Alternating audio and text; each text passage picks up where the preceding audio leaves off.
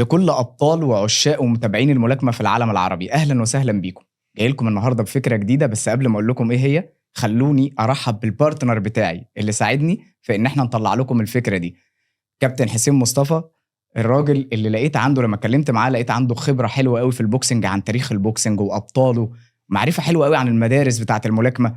يعني الراجل ده لقيت إن هو عنده كنز معلومات ممكن تساعدنا ونتناقش فيها مع بعض، نطلع لكم بيها حاجة حلوة. فقررنا مع بعض بدل ما احنا نتشارك المعلومات دي وندردش فيها مع بعض، قلنا ان احنا نشارك معاكم الدردشة دي، فطلعنا بفكرة بودكاست دردشة في البوكسنج. اهلا وسهلا بيك كابتن حسين، منورني. اهلا وسهلا بيك يا كابتن رامي، وطبعا شكرا على المقدمه الجميله دي. كابتن رامي يا جماعه يعني بطل كبير، يعني دوره العاب اولمبيه في لندن، يعني بطل العاب بحر متوسط، بطل افريقيا، بطل مصر، بطل عرب. حاجه يعني كبيره جدا، والشرف ليا ان انا اكون معاك، وان شاء الله نعمل حلقه ان شاء الله تعجب الناس ان شاء الله. في البدايه يا كابتن كده، يعني انا عاوزك بقى تستحملني عشان الاسئله كتير النهارده. انا معاك. البدايه كانت منين؟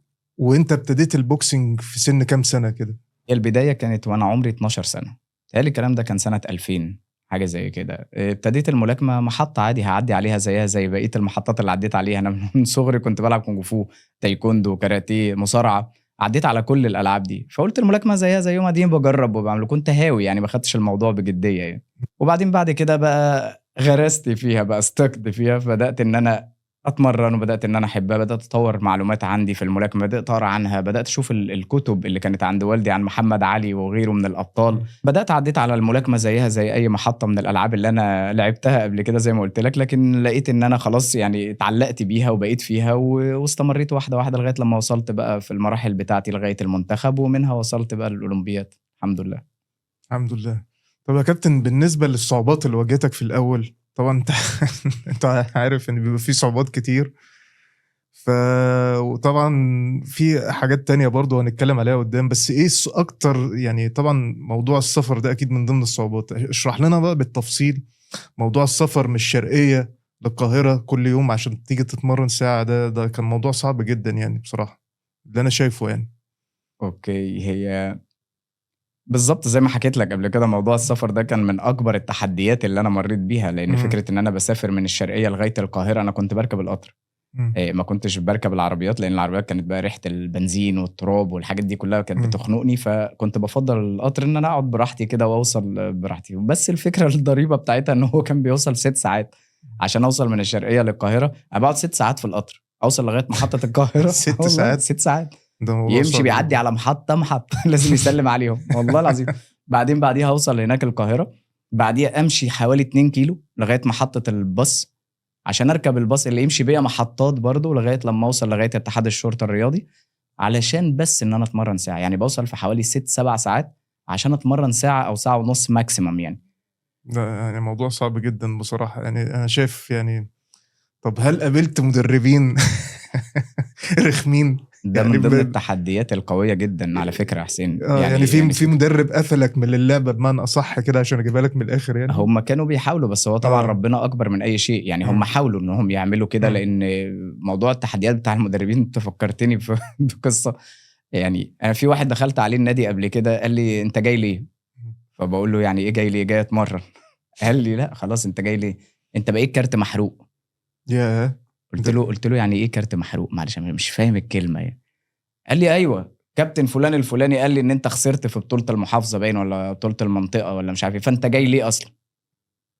فقلت له اولا انت غلطان، هو انا كنت جاي افرحك وجايب لك الشهاده بتاعه المركز الاول، كانت بطوله مدارس. مم. قلت له انا جاي لك افرحك وموريك المركز الاول، بس انت ليه تقول لي كلمه تجرحني بيها زي كده؟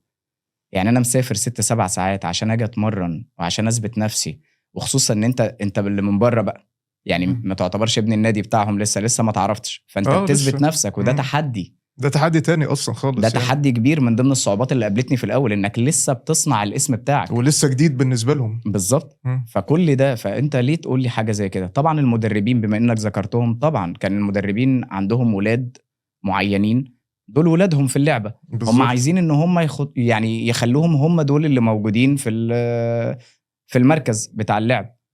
انت بالنسبه او هم اللي دول اللي يتصدروا موجودين المشهد من الاخر بالظبط، يعني. هم دول اللي موجودين في الميزان، يعني كل لاعب ليه ميزان واحد هو اللي بيلعب بيه والباقي بيلعب احتياطي. وانت ميزانك ده بصراحه كان صعب قوي. انا كنت بلعب يعني بصراحه اللايت فلاي ويت ده من اصعب يعني من اصعب الويتس اللي انا شفتها في حياتي، ان انت تقعد تخسس بالكميه اللي انت بتقولي عليها دي حاجه صعبه جدا. ده صحيح. يعني هو كانت انا بالنسبه لي انا في حياتي على الحلبه، انا كانت 3/4 التركيز والاداء بتاعي انا بفكر في الميزان. يعني كنت بخلي البوكس ده الربع الاخير، وده كان غلط اصلا. يعني ده كان غلط. تطلع الماتش بقى خلصان فعلا خالص. كنت بحاول بقى ان انا اعوض بالفيتامينز، كنت بحاول ان انا اعوض بالحاجات دي بالراحه علشان اوصل ان انا اعوض. ما بخرجش كتير، ما بتحركش كتير، بسبب ان انا خلاص يعني ما فيش طاقه، فاي طاقه بوفرها للتدريب او بوفرها للعب بس. بالظبط. في مدربين كتير على السوشيال ميديا، انا متابع يعني مدربين كتير. بس انت يعني بشوف فيديوهاتك بحس ان انت يعني داخل في الحته النفسي دي قوي، ودي حاجه بتميزك، انا شايفها بتميزك. ايه السبب للموضوع ده؟ بص، هو انا مؤمن بمقوله كده، يعني فقد الشيء يعطيه.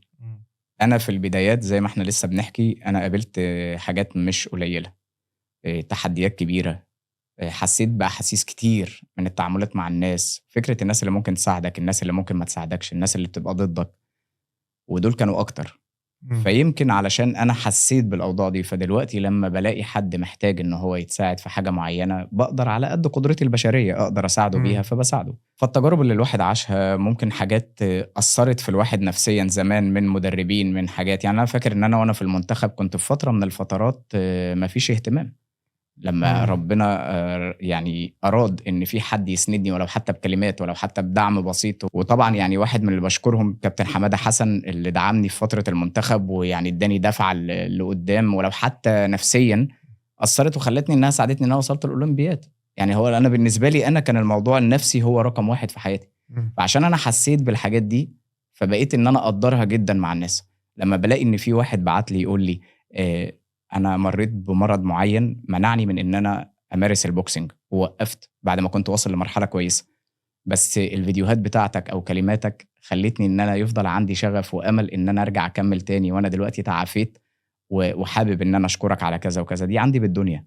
لما تيجي واحد تاني يقول لي أنا كان مستوايا ضايع خالص، والمعلومات اللي أنت قلتها لي ساعدتني إن أنا أتفوق، وبدأ المدرب بتاعي يشوفني ويهتم بيا، وبدأ إن هو يدعمني، وبلعب أول بطولة ليا. لما يجي واحد تاني من دولة تانية يقول لي نفس الكلام، لما يجي واحد تاني يقول لي شكرا لدعمك، وان انت وقفت، شكرا ان انت رديت عليا، شكرا كذا. الحاجات دي كلها انا بحس ان انا ماشي على التراك بتاعي، اللي هي فكرة ان انا بقدم حاجة تساعد الناس، لان انا مؤمن بان كل واحد ليه دور على الارض. فيمكن يكون دوري هو ان انا اساعدهم في الفترة دي. ربنا قدرنا. طبعا موضوع النفسي اللي انت بتتكلم فيه ده موضوع يعني مهم، اللي انا شايفه يعني من وجهة نظري انه عامل مهم جدا، مش بالنسبة لحتى رياضة البوكس بس، يعني انا بتكلم على حتى الرياضات الفردية التانية. ان احنا بنسمع عن احداث كتير، طبعا انت عارف الرياضيين اللي بيهربوا يعني وبيلعبوا باسامي دول تانية، طبعا هم بيكونوا مضغوطين نفسيا بسبب مواضيع الماديات والكلام ده. فانا بصراحة يعني انا اتفق مع كلامك تماما بالنسبة للنقطة دي. صح. نيجي للنقطة التانية، نتحول بقى لفقرة تانية دلوقتي. ايه اكبر تحديات الملاكمين العرب بالنسبة للتخسيس بالذات؟ عشان بحس ان الموضوع ده يعني فيه مشكلة كبيرة. تعال نتكلم في اول حاجة انا مؤمن بيها. التخسيس هو مقبرة الملاكم. انا بشوفها كده. يعني انا كنت عندي كده كوت ماشي بيها بقول التخسيس لا دين له. يعني دي حاجة بجد والله العظيم، دي حاجة كانت من معتقداتي، التخسيس لا دين له. فالفكرة كلها ان نظرة المدرب في المدرسة القديمة رقم 1.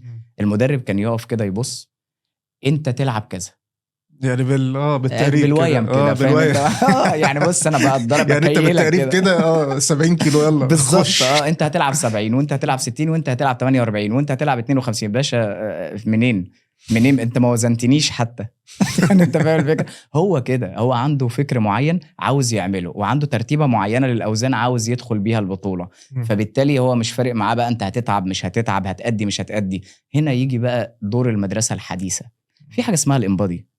المدرب لازم يعمل انبادي للاعب، يبدأ ان هو يشوف كثافة العظم، يبدأ يشوف كتلة العضلات، يشوف توزيع الدهون، يشوف الكلام ده كله. لازم يعرف هو الراجل ده عنده ولا ما عندوش.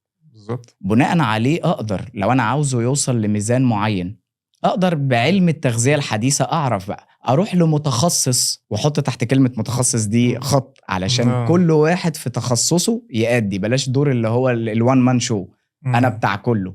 انا دلوقتي لما بيكون عندي لاعب عايز يحضر لبطولة، بنصحه بانه هو لو عايز يظبط نظام غذائي معين، انا بدي لك نصايح، لكن الاساس عند خبير التغذية. روح لواحد محترم يعمل لك برنامج غذائي معين عشان يمشي معاك. اللي يمشي معاك غير اللي يمشي معايا. ده اكيد. بالنسبة للأوزان، بالنسبة للأجسام، في حاجات ممكن تخليك إن أنت ميزانك يضرب معايا، أنا محتاجها عشان تديني سعرات أشتغل بيها.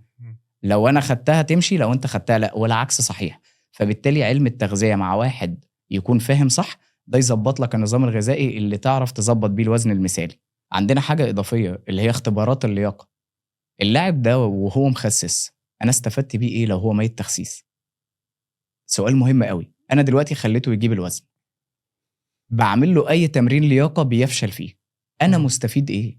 ولا اي حاجه. مع انه هو موهوب وعنده الموهبه، بس مش قادر ينفذ بسبب ان هو منهار، مفيش طاقه، مفيش حاجه. فطبعا التخسيس ده لازم يكون ليه نظم، ولازم يكون ليه اسس. وهديك مثال اخير نقفل بيه السؤال ده. لوماتشينكو ذهب اولمبياد بكين في وزن 57 كيلو، بعديها القانون اتغير، الوزن نزل ل 56 او 60. معظم اللعيبه نزلوا لل 56 لان هي زياده كيلو عن التخسيس اللي كنت بتخسسه، كيلو واحد. في فكرك ينزل ولا يطلع؟ ده ممكن يطلع عادي، ده اللي انا شايفه. ده علشان لوماتشينكو، عشان الناس فكرها صح. فبالتالي طلع 3 كيلو فوق وما نزلش كيلو اللي معظم اللعيبه عملتها زمايله في الاوزان. هو طلع لوزن ال60 وجاب ذهب الاولمبياد بتاعه لندن في ال60 كيلو. هو ده الفكر، فهو مش بالتخسيس. بالظبط. التخسيس ده اكتر، انا بالنسبه لي انا حتى من وجهه نظري التخسيس ده فعلا بيتعب الملاكم، وحتى بتوع اليو اف سي نفسهم بشوفهم بيتعبوا منه، يعني حتى بتوع الام ام اي واي رياضي عموما. بس انا بتكلم على القتال، يعني على القتاليه بالذات. ليه؟ سواء بوكس او ام ام اي، لا الاثنين بيتعبوا. يعني بتحس ان انت داخل الماتش ما عندكش اي طاقه خالص، مفيش. يعني تحس ان انت داخل مش قادر حتى ترفع ايدك اساسا. صحيح. فالموضوع صعب يعني، فاهم؟ بالظبط. برجع تاني واقول التخسيس لا دين له. هل النواحي الماديه ممكن يعني تكون سبب ان ملاكم موهوب يتوقف عن الملاكمه؟ طبعا مش كل بطل ما كملش عشان فشل، في بطل ما كملش عشان معوش فلوس يكمل ويصرف على نفسه. يعني دلوقتي البطل ده لما نيجي نتكلم عنه، هو عاوز مصاريف يوصل بيها للتدريب ويرجع، دي أول حاجة. عندك مصاريف التدريب نفسه دلوقتي في الأكاديميات بقى ليها سعر، وبالتالي الأدوات بتاعته عشان يجيبها ليها برضو سعر. دلوقتي بقى كل حاجة بفلوس، حتى كارنيه الاتحاد، كشف طبي، كل الحاجات دي كانت ببلاش قبل كده، كانت بتتعمل مجانا. ممكن النادي بتاعك يعمل لك كارنيه الاتحاد عادي، ممكن كذا ممكن كذا. فانت دلوقتي كل حاجه بقت بفلوس. معقوله يعني ممكن يعني اروح انا اعمل الحاجات دي كلها على حسابي الشخصي؟ يعني طبعا هو ده اللي بيحصل. هو ده اللي بيحصل دلوقتي، ومعظم الناس شغاله عليه. ان دلوقتي بقت كل حاجه تكاليفها عليه.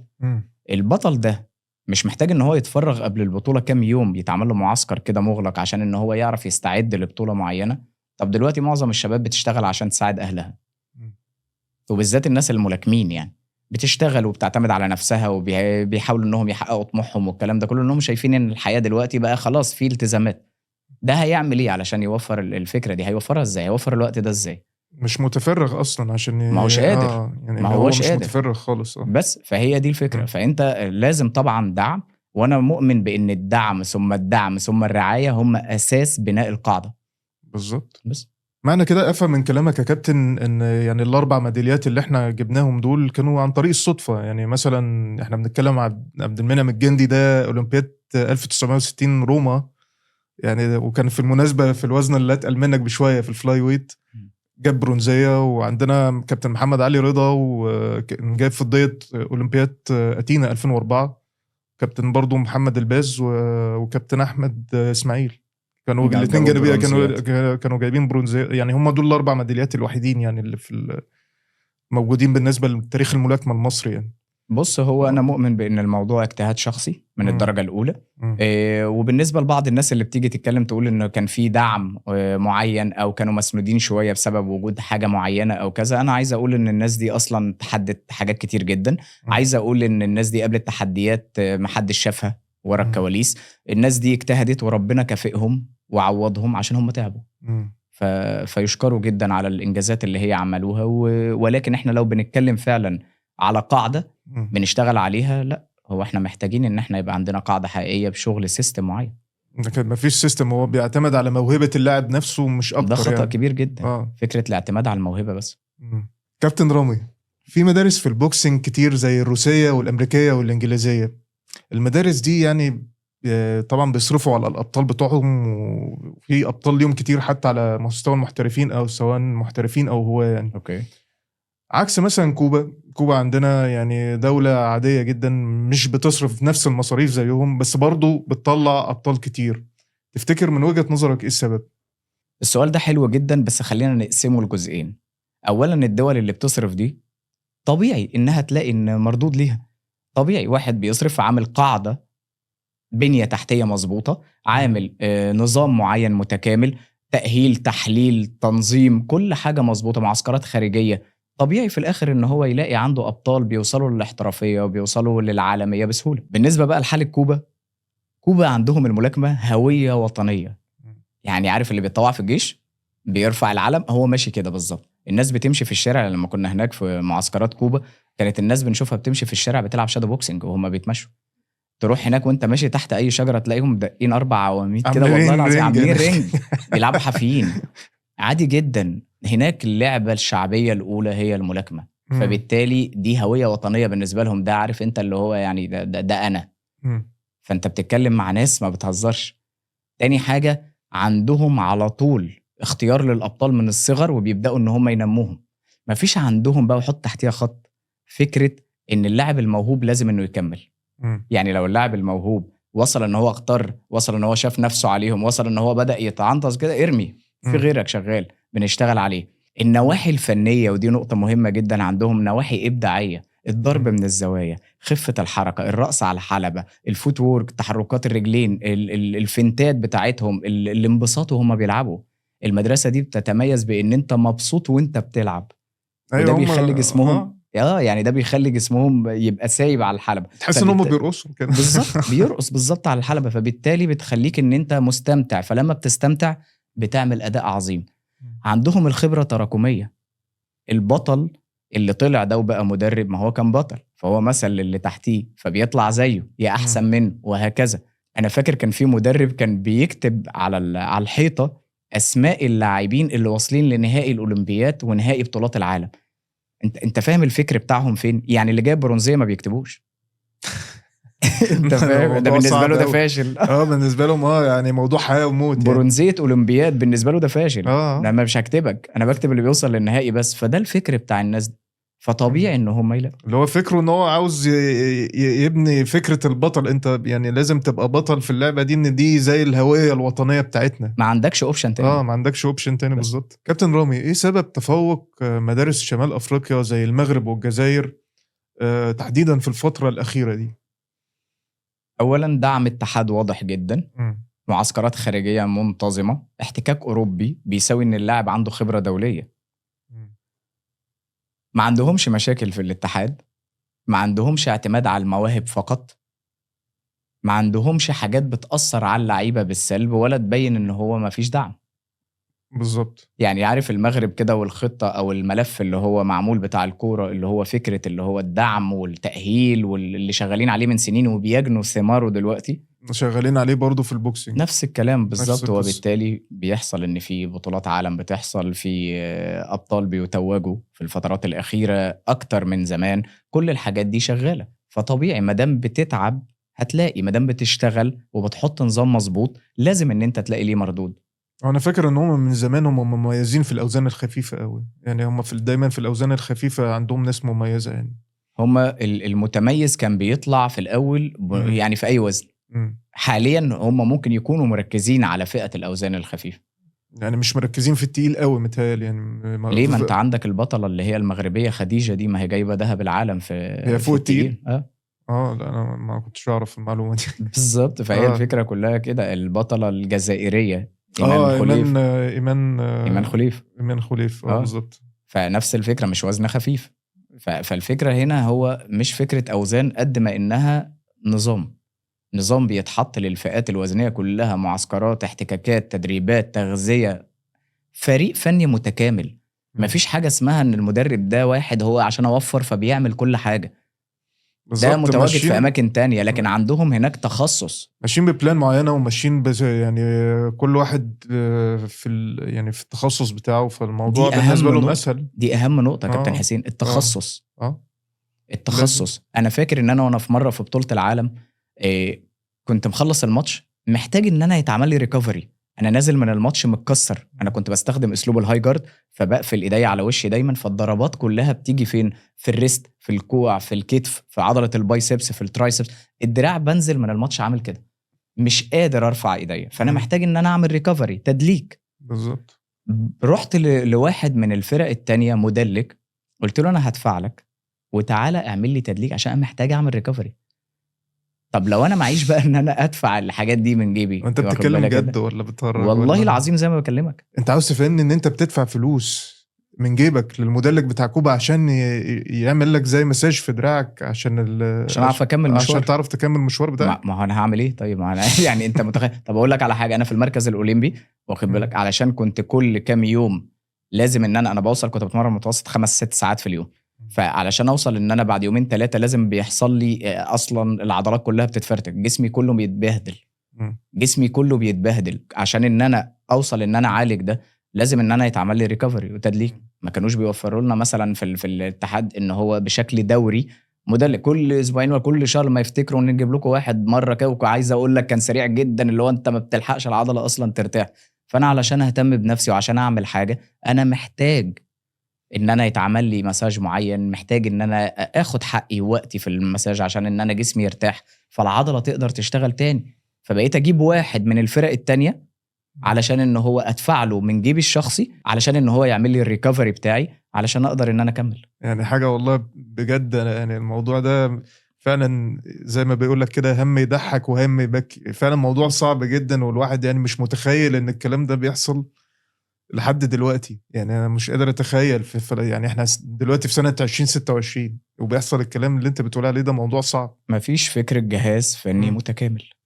هي دي الفكرة. لما تحط نظام ويجي جهاز فني متكامل من اخصائي تغذية، اخصائي تدليك، او اخصائي علاج طبيعي موجود مع الفريق، تيجي ان انت تحط واحد اخصائي نفسي، ده مهم جدا. ده كل الحاجات دي تبع الجهاز الفني. هو مش بس مدرب هو الجوكر هو اللي بيعمل كل حاجة، هو يركز في ده ولا في ده ولا في ده، لا، المدرب تخصصه الناحية الفنية. لا، النفس ده مهم عشان نفسية كمان اللاعب او بالظبط. المقاتل يعني. بالظبط. يعني ده جزئية مهمة بالنسبة للمقاتل يعني. كل الحاجات مهمة، كل النقط اللي احنا اتكلمنا فيها دي مهمة، وبتكمل عشان تطلع لك ملاكم مظبوط.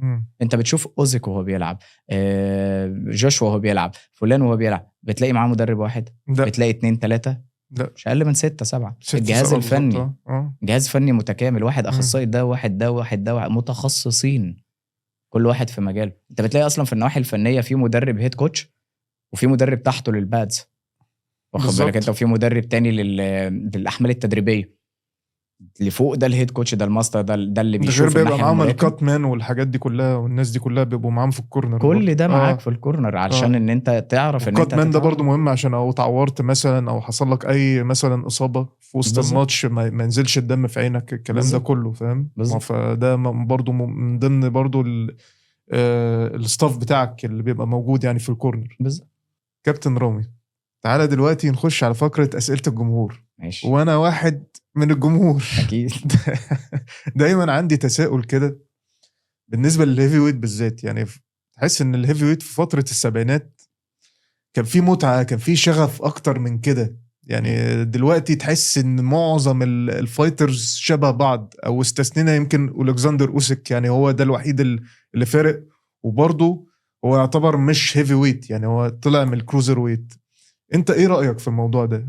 انت برضو بتتكلم على فتره السبعينات، ده انت بتتكلم على الجيل الذهبي. انت بتتكلم عن محمد علي، جورج فورمان، جو فريزر، كين نورتون. ناس كل واحد فيهم ليه كاركتر مختلف، كل واحد فيهم مدرسة بجد والله. يعني الناس دي اصلا الصراع اللي ما بينهم كان فكري قبل ما يكون بدني. عتاولة. انت بتتكلم على فريق العتاولة، فانت بتقارن ايه بايه؟ انت بتتكلم على جيل ذهبي، يعني بتتكلم على محمد علي، جورج فورمان، جو فريزر، كين نورتون. كل واحد منهم مدرسة، كل واحد منهم ليه كاركتر مختلف عن التاني. يعني الناس دي كان ما بينها صراع فكري قبل ما يكون صراع بدني على الحلبة. دي حاجة. الحاجة اللي بعد كده ان انت بتتكلم دلوقتي على فكرة المقارنة ما بين ايه وايه. يعني دلوقتي كلهم شبه بعض زي ما انت قلت دلوقتي. فكرة اللي هو اوزيك هو الوحيد اللي يعتبر يعني وطالع من تحت من لفوق، كروزر ويت. من الكروزر ويت للهيفي ويت. لكن الباقيين كلهم تمبلتس واحده، مفيش. دي حاجه. الحاجه التانية، زمان كانوا بيلعبوا الملاكمه وعادي انه يخسر، لان هو من جواه مقتنع بان فكره النصر الحقيقي او الانتصار الحقيقي بيجي بعد الهزيمه. التاريخ بيتصنع من كده، ان انا عادي ان انا اكسب بعد ما اخسر، عادي جدا، ما عندوش مشكله. لكن دلوقتي اخسر معناها ان انا بخسر قيمه تسويقيه، لان هو دلوقتي بقى بيبيع على فكره ان انا ما بخسرش. وده موت المتعه بتاعت الملاكمه. كل واحد دلوقتي من جواه مش اللي هو هدفه انه يكسب عشان يحقق حاجه معينه، قد ما انه هو من جواه اهم حاجه ما اخسرش. اتفق معاك يا كابتن انه بصراحه يعني الكلام اللي انت بتقوله ده صح، لسبب ان انت مثلا عندك واحد زي فلويد ماي ويذر. بالظبط. منك لله فلويد، معلش يعني يعني فلويد ماي ويذر اداء بصراحه انا ما بيعجبنيش، بحس ان اداؤه ممل جدا يعني. ما اعرفش هل تتفق معايا في النقطه دي ولا انا لا؟ بصراحه ما بحبش يعني مش ما هو بحبش، بس ديفنسيف ماستر كويس، يعني هو في الديفنس بتاعه قوي ومحدش يقدر يعني يفكه. بس انا حتى شفت انترفيو لتايسون بيقول لك انا او بلعب في نفس الوزن بتاع فلويد مايوذر هلعبه ديرتي، مش هلعبه بنفس الطريقه بتاعته دي، مش هعرف اكسبه. يعني تخيل لما مايك تايسون يقول لك انا مش هعرف اكسبه وهو بيلعبني بالطريقه دي. فالموضوع صعب، يعني موضوع صعب واداء يعني ممل جدا. يعني انا يمكن ما افتكروش الا 2 فايتس بس، هي بتاعت باكياو وخوليو سيزار شافز تقريبا، او تفتكر المكسيكي ده وخلاص، والباقي كله انت عارف الاداء عامل ازاي. يعني انا بالنسبه لي بغض النظر عن الاداء، انا يعني طريقه لعبه انا بحسها دفاعيه جدا، وبيلعب على الكاونتر اتاك كالكوليتد. واخد بالك؟ دي حاجه، دي في ستايل اللعب. في ناس بتلعب كده، بس بغض النظر انا مش بتكلم عن الناحيه دي. انا بتكلم على فكره ان هو من اساس الناس اللي بداوا يحطوا فكر انك بتبيع بانك ما بتخسرش. هو واحد من الاساسيين اللي عملوا كده. فدي فكره لما بقول منك لله فلويد، عشان هي النقطه دي. سؤال تاني من الجمهور يا كابتن. واحد بيقول لك ليه الفتنس بتاعي يعني مهما اتمرن الفتنس بتاعي بيخلص في الجولة الأولى. اوكي، بيعتمد بقى نسأله هل انت مدخن؟ انت مدخن؟ دي اول حاجة. تاني حاجة، لو ما كنتش مدخن عاوزينه يعترف. بالظبط يعني. لو ما كانش مدخن، هل انت ما بتاكلش كويس؟ التغذية بتاعتك مش متظبطة، لانها بتفرق كتير. يعني بتفرق كتير جدا على الحلبة او في الاداء، وفي التمرينات كمان. تعال بقى لو هو عدى من الاتنين دول، استراتيجيات التنفس على الحلبة دي بقى قصة. يعني عملت حلقة كاملة على اليوتيوب على الموضوع ده. انا كنت واحد من الناس دي، لا بدخن ولا ان اكل مش متظبط، ولما باجي العب على الحلبة من الجولة الاولى ونهايتها كده او بداية التانية ابدأ الفتنس بتاعي يقع، مع ان انا لاعب منتخب بتمرن متوسط 6 ساعات يوميا. ايه السبب؟ قعدت احلل انا فيا ايه، قعدت ابحث واشوف واقرا واطلع واعمل لغايه لما اكتشفت ان انا مش بتنفس كويس وانا على الحلبة. مش معناها ان انت بس كده وانت خلاص، لا، هو ازاي تربطها مع ميكانيزم الضربات، الان والاوت. تفرق ما بين ان انت ازاي بتطلع الهواء بتاعك الزفير او الاكس هيل، وما بين ان انت بتعمل الانهيل. كل الحاجات دي بتفرق وانت بتلعب. ازاي تظبط الميكانيزم؟ اكتشفت ان ليها 3 استراتيجيات. بس بدون ما نطول، الناس اللي هي محتاجة تعرف استراتيجيات التنفس تقدر تشوف الحلقة دي على قناتي على اليوتيوب، وهيعرفوا ازاي ان انت تقدر عندك 3 أنظمة تختار ما بينهم اللي يناسبك. عندنا سؤال تاني يا كابتن من أسئلة الجمهور، وده واحد بيقول لك أنا عاوز أتعلم القضية. طب ده أرد عليه أقول له إيه؟ يعني هو عاوز يتعلم القضية قبل ما يتعلم الملاكمة. إزاي يعني؟ هل ده ينفع؟ بص، أنا هقول لك على حاجة. يعني في رأيي الشخصي، هو الناس دايما مستعجلة على فكرة إن هو إزاي يوقع قضية. هو فكره عن الملاكمة إنك إزاي توقع بيها قاضية، ده مش صح. مفيش حاجة اسمها الضربة القاضية. الضربة القاضية هي كل ضربة صح اتضربت في الوقت الصح، اتحطت في المكان الصح، تساوي ضربة قاضية. أنا وقعت بطل إفريقيا بضربة كروس عادية جدا يمين، عادية جدا مستقيمة، بدون أي تكليف وبدون أي فزلكة. مش أبر كات يعني، أصلا معروف عند الناس برضو إن الأبر كات هي القاضية، فاهم؟ لا ملهاش علاقة ملهاش علاقة خالص. هي كل الموضوع هي الضربة الصح في المكان الصح في الوقت الصح بالزبط. اللي ممكن نضيفه في النقطة دي إن إحنا نقول إن معدل الضربة ممكن تكون أكثر تأثيرا لو اتحطت في أماكن الضعف، زي مثلا الدقن، زي الحجاب الحاجز، زي الضلوع، وبالذات الضلع اللي ناحية يمين الشخص علشان بيبقى موجود فيه الكبد والضلوع العايمة. فالنقط دي اللي ممكن الضربة فيها تكون أكثر تأثيرا، لكن برضو ملهاش علاقة بفكرة إن هي تتضرب هنا معناها قاضية ولا لأ. بالظبط يا كابتن، كلامك مظبوط. وندي مثال بقى بالفايت أو تفتكر بتاع كانيلو ألفاريز وأمير خان، إن هو يعني شفت يعني كانيلو ألفاريز ما ادالوش يعني نوك أوت بانش اللي هو مثلا يعني أبر كات أو حاجة، ده اداله ستريت عادية، ستريت كروس. صحيح. وشفت يعني هو خدها في دقنه وراح خلاص ما قامش تاني من مطرحه. بس طبعا هي مشكلة أمير خان، انت أكيد حضرت الموضوع ده، معروف ان هو كانوا بيسموه الجلاس تشين، اللي هو صاحب الدقن الزجاجية. معرفش ايه المسمى ده، ممكن بقى انت تفيدنا بقى في الموضوع ده. معرفش ليه هم سموه يعني الطريقة دي، بس هم بقى كانوا مسمينه كده، مش عارف ايه السبب يعني. هو فكرة الدقن الزجاجية ده يعني كلمة مشهورة في عالم الملاكمة، مش على أمير خان بس. في ملاكمين من كتر الضرب في الدقن الكتير مع الاستمرار الكتير بأنهم بيتضربوا بياخدوا ضرب في دقنهم، فبيتعودوا خلاص بيوصلوا لمرحلة الجلاس تشين، اللي هو منطقة الارتكاز اللي موجودة فوق في المخ من فوق بتبقى خلاص اتهزت، فمع أي لمسة بيبدأ إن هو يقع. نحافظ عليها إزاي أو ما نوصلش للمراحل دي إزاي كملاكمين؟ بإن إحنا دايما نقفل على وشنا، دايما نحافظ على نفسنا. دي أهم حاجة إن أنت ممكن إن أنت تحمي نفسك بيها من إن أنت توصل لمرحلة الجلاس تشين. كابتن رامي، وصلنا بقى لفقرة إثارة الجدل. ليه الMMA في فترة من الفترات تفوق على البوكسينج؟ تفتكر ليه من وجهة نظرك؟ تفوق على البوكسينج؟ تفوق عليه إزاي يعني؟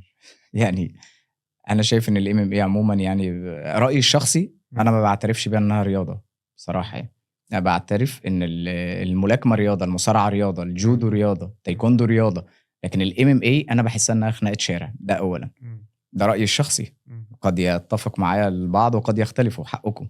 لكن النقطة التانية، أنا شوف يعني النقطة التانية، تعال نقول إن الأساس بتاع الملاكمة دي لعبة من قديم الأزل، دي من أيام القدماء المصريين، ده حقيقة موجودة لغاية النهاردة. الMMA لسه طالعة أول امبارح، بقالها كام سنة، دي حاجة. فهي أنا شايف إن هي طلعت ترند زيها زي أي رياضة بتطلع ترند في الفترات الأخيرة، بتاخد وقتها وبترجع، ولكن الملاكمة هي مستمر. الأكثر شهرة هم الملاكمين، الأكثر غنى هم الملاكمين. بتقرير مجلة فوربس العالمية، فلويد مايويزر أغنى من كريستيانو رونالدو في 2017. اليوتيوبرز لما بيعوزوا يتشهروا بيدخلوا في عالم الملاكمة زي جيك بول. يعني دي آخر حالة. يعني عندك بعد كده الأفلام المؤثرة والملهمة دايما هي الأفلام عن الملاكمين في قطاع الرياضة. يعني الأفلام الرياضية هي فكرة اللي هي الملاكمين، من أول سلسلة روكي من زمان واستمراريتها لغاية سلسلة كريد. تعال نشوف من الأفلام مثلا سندريلا مان، تعال نشوف مليون دولار بيبي، ساوث بو، الأفلام العظيمة دي، كل دي أفلام ملاكمين، قصص ملاكمين، لغاية آخرهم لسه في الأيام اللي احنا فيها دلوقتي بتستمر الملاكمة. في فكرة وصلت لمسلسل بطل العالم، اللي أنا بالمناسبة بشكر كل صناع العمل بتوعه، من أول الممثلين عصام عمر، جيهان الشماشيرجي، فتحي عبد الوهاب، لغاية المخرج بتاع العمل اللي هو عصام عبد الحميد. كل الناس دي يشكروا على إنهم وصلوا رسالة حلوة من خلال مسلسل جميل زي ده. فإحنا بنقارن إيه بإيه؟ وبعدين معلش خليني أسألك يا حسين، إيه اللي بيخلي بتوع الMMA لما هم الأفضل بقى يدخلوا في عالم الملاكمة؟ الفلوس طبعا، ده أول حاجة. وأكيد بالنسبة لهم إن الفلوس في البوكسينج أعلى كتير من الفلوس بتاعت الMMA. عندنا أمثلة كتير، عندنا بن أسكرن، تايرون وودلي، كونر ماجريجور لما لعب فلويد. مهم. هو طبعا الماتش ده انت عارف طبعا الدفع فيه قد ايه. اعلى ماتش في حياته.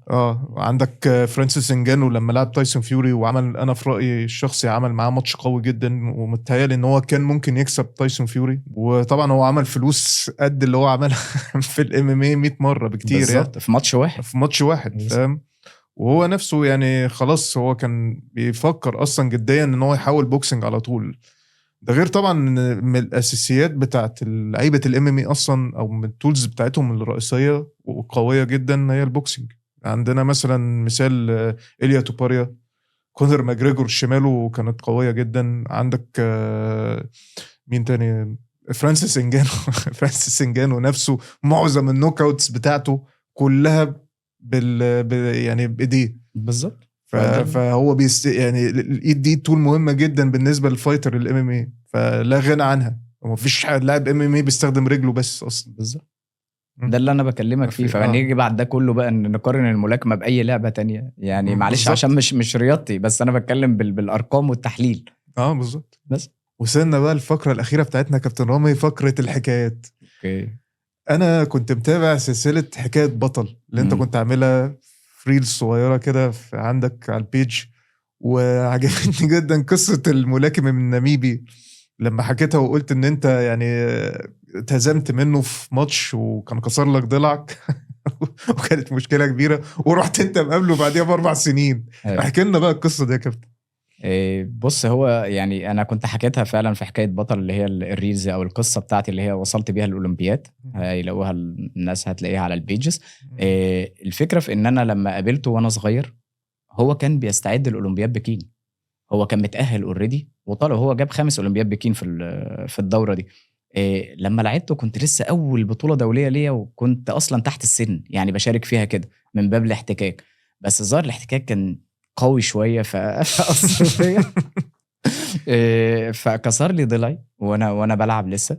وفي الاول بعد كده بقيت ابص عليه بقى في كل بطوله بعد كده افريقيه او اي بطوله دوليه تبع بيشارك فيها الافارقه، ان انا اشوف الشخص ده تاني ما شفتوش. مفيش لغايه لما فين وفين انا نسيته بقى خلاص. مع سنه ورا سنه ورا سنه عمال اشارك في بطولات دوليه ما بس بشوفوش. معقوله من 2008 كابتن ما شفتوش خالص؟ لغايه 2012 بطوله التاهيل اللي كانت في المغرب. يعني التاهيل لاولمبياد لندن.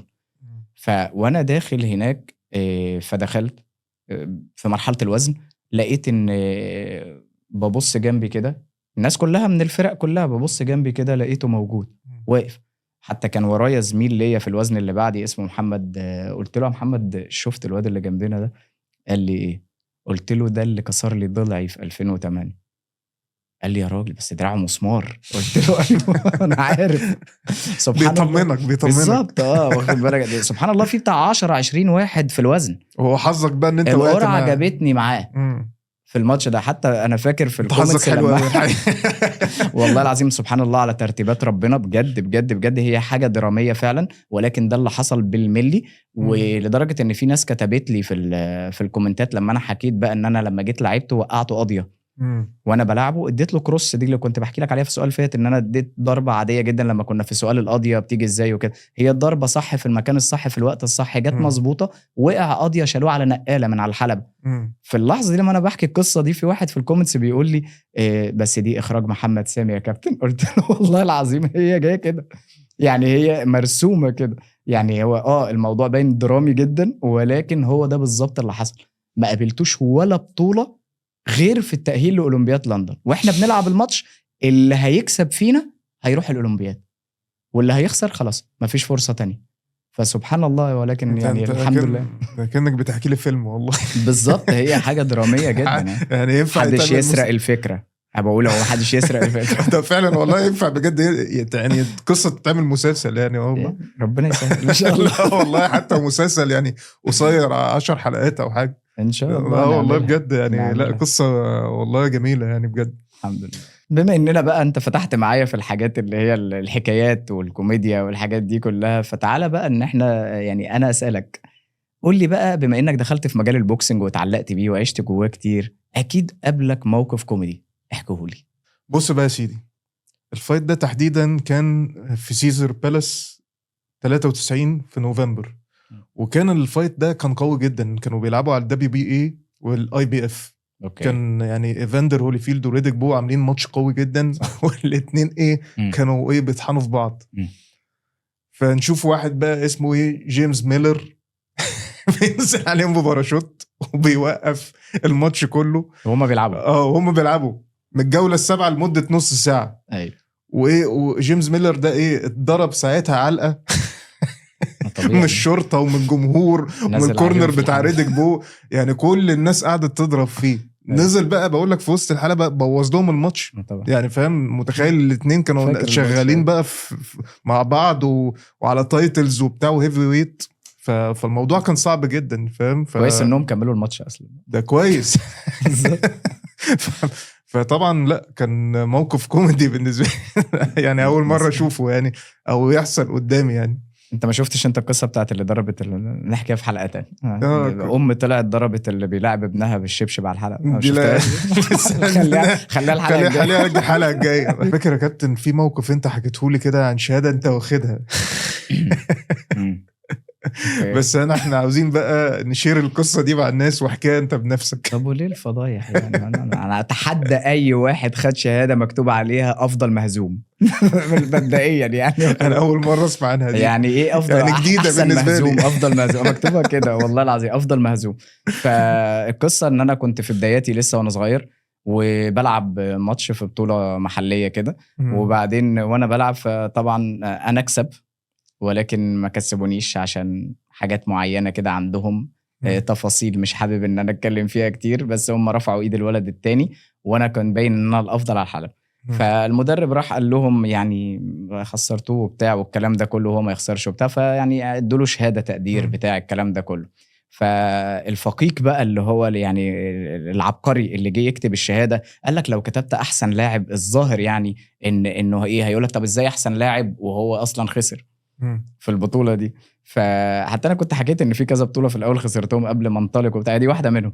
فالمهم فلقيت الشهادة جايه لي، الكابتن بيقول لي خده بتاع، فبص كده لقيت مكتوب احسن مهزوم.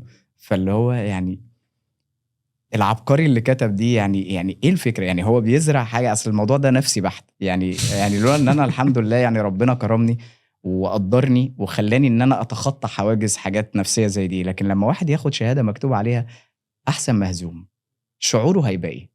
يعني هيطلع ايه؟ هيطلع ايه في المستقبل؟ لا انا اول مره اسمع موضوع غريب جدا بالنسبه لي يعني بجد والله. يعني انت فاكر من اغرب الحاجات اللي انا خدتها ده عندي ما يدكش شهاده احسن من اللي هو بالظبط، ما تدينيش شهاده مش عايز واخد بالك انت، بس تدينيش شهاده مكتوب عليها احسن مهزوم. لو لقيت الشهاده دي انا هجيبها للناس اوريها لهم. يعني بجد حاجه كانت غريبه جدا، من ضمن التحديات اللي انا يعني ربنا قدرني ان اعديها نفسيا في الاول عشان اعرف بعد كده ان انا اوصل ان في يوم من الايام اكون اولمبي يعني بعد احسن مهزوم دي.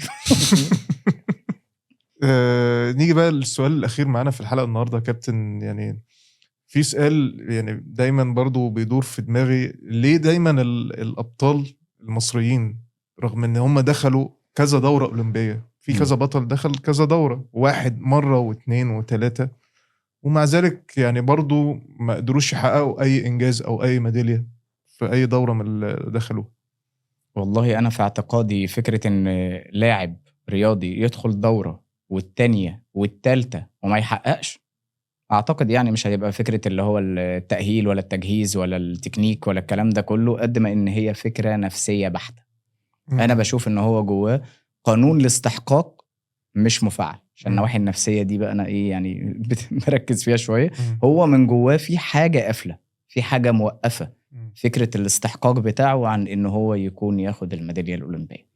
ممكن ناس تقول لك تكنيكات، ممكن ناس تقول لك كذا، بس انا بصراحة يعني الكلام ده ممكن لو في دورة 2 ماكسيمم، لكن يوصل ل2 و3 ويعني انت يعدي بقى الحاجات دي ويوصل ان هو كده، لا يبقى في حاجة لازم نفكر فيها. هو من جواه شايف ان هو ما استحقش، حتى ولو كان بيقول لنفسه بالكلام اللي هو لا انا استحق، انا جامد، انا الافضل، انا الكذا، من بره من جوه في حاجة معطلة. هل مثلا العوامل النفسية ليها دور في الموضوع ده؟ هل يعني التأثير النفسي؟